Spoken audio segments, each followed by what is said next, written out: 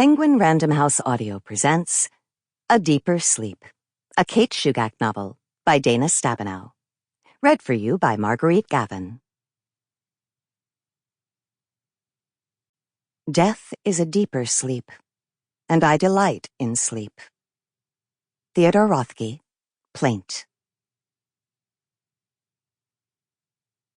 Section 11, 41, 100. Murder in the first degree. A. A person commits the crime of murder in the first degree if 1. With intent to cause the death of another person, the person A. causes the death of any person. Alaska Statutes. She'd had to spell the word weary in a spelling bee in grade school. She'd spelled it correctly, but she'd never really understood what it meant. Until now.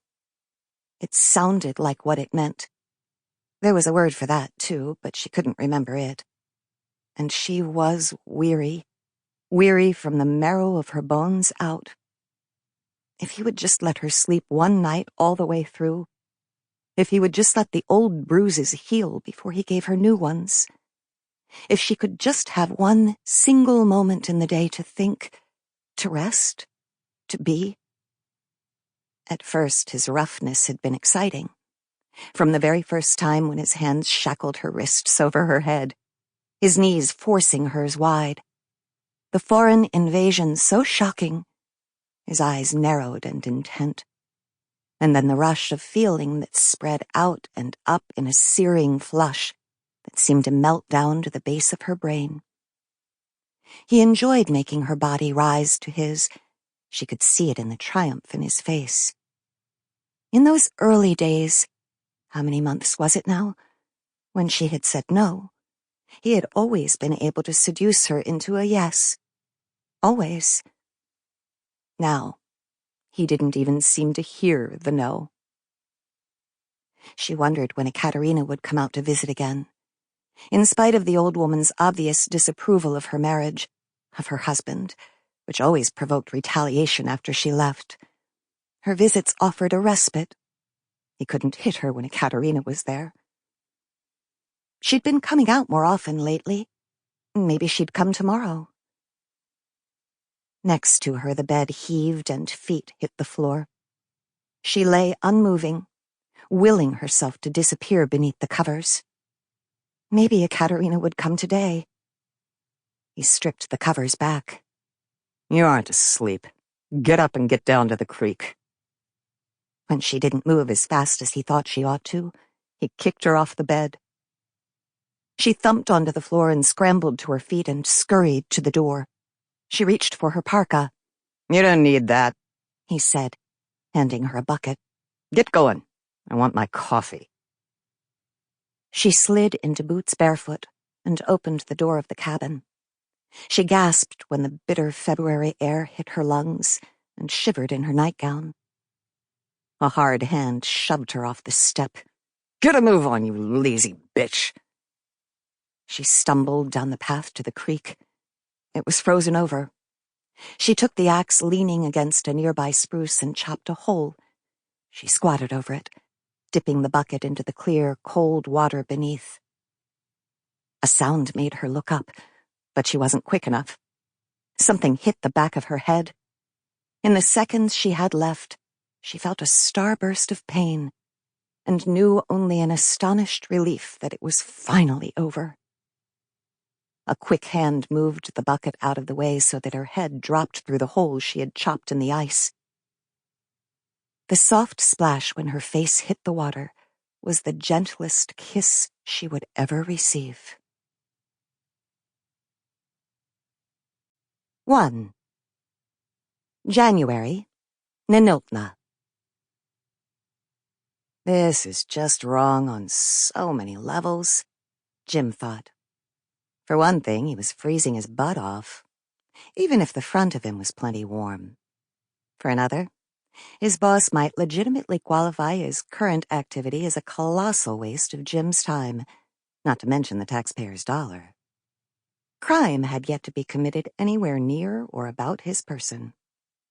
If you didn't count the one he was about to commit if Kate kept rubbing up against him like that. Her head was a very nice fit beneath his chin, even if her hair did tickle. She shifted again, and when he spoke, his voice was a little hoarse. "Are you sure you didn't get me out here under false pretenses, Shugak?" He heard the smile in her voice when she replied, felt the warmth of her breath on his throat. "Well, since it seems crime is the only thing that makes my company tolerable to you, I figured I'd find some." He disregarded what she said for what she meant. "I'm not afraid of you." She tilted her head to meet his eyes. "I make you want to run away like a little girl." "You do not." It sounded weak even to him. She leaned back against him, warm and firm from chest to knee, and dropped her voice to a whisper roughened by the scar that bisected her throat. "Say it again, and make me believe it." He could have told her to step away. He could have pushed her away. He did not do either of those things, and the sound of the truck coming down the trail was the only thing that saved him. And sadly, Jim wasn't one bit happy when Kate's focus shifted too.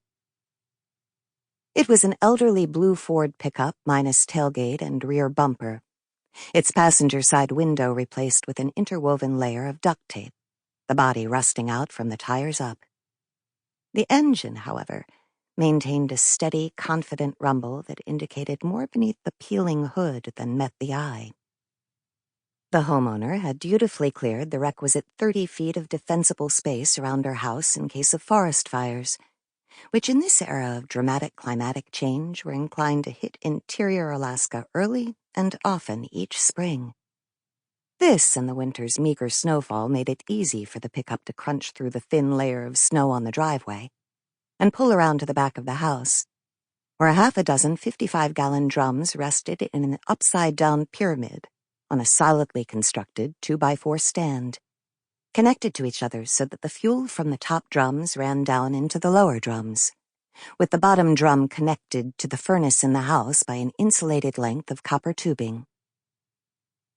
Kate and Jim had positioned themselves in a convenient stand of alders at the edge of the clearing, so they had a clear view of Willard Shugak as he got out of his truck, disconnected the copper tubing, connected a hose to the spigot, and began to siphon off the fuel in the drums on the stand to the black barrel tank in the back of his pickup. Kate swore beneath her breath. Jim kept his arms around her so she'd shut up and stay put. When he judged that enough fuel had been transferred from the drums to the truck's tank to merit, at the $3.41 per gallon for diesel fuel he had last seen on an Ahtna pump, the definition of theft as provided for in the Alaska statutes, specifically 11-46-100, he said, "Shall we?" and turned her loose. Willard looked up when they emerged from the alders. When he saw Kate, he went white, and then red, and then white again. "Oh, shit," he said, his voice an insubstantial adolescent squeal that sounded odd coming out of the mouth of a 40-year-old man. "At least," Kate said, boiling forward. Willard Shugak was all of 6 feet tall, but he dodged around Jim, keeping the trooper between him and Kate. His voice went high enough to wake up bats. "No, Kate, wait, You moron," Kate said, forgetting for the moment that Willard was almost exactly that. "What if Auntie Balasha came home to a cold house? Her pipes all froze up." She reached for him, and Willard backpedaled, stumbling and almost losing his balance, both hands up, palms out, in a placating gesture totally lost on its intended recipient. Jim watched, delaying official law enforcement action, mostly because he was enjoying the show. "I wasn't going to take it all. Honest, I wasn't." "You're not even out of oil," Kate said, cutting back around Jim and catching the cuff of Willard's jacket. "I went out to your place this morning and checked. You were going to sell it, weren't you, Willard?" Willard yanked his arm free and darted back around Jim. "I would have paid Auntie back. Honest, I would." "Sure you would, you little weasel. Hallie put you up to this." Sample complete. Ready to continue?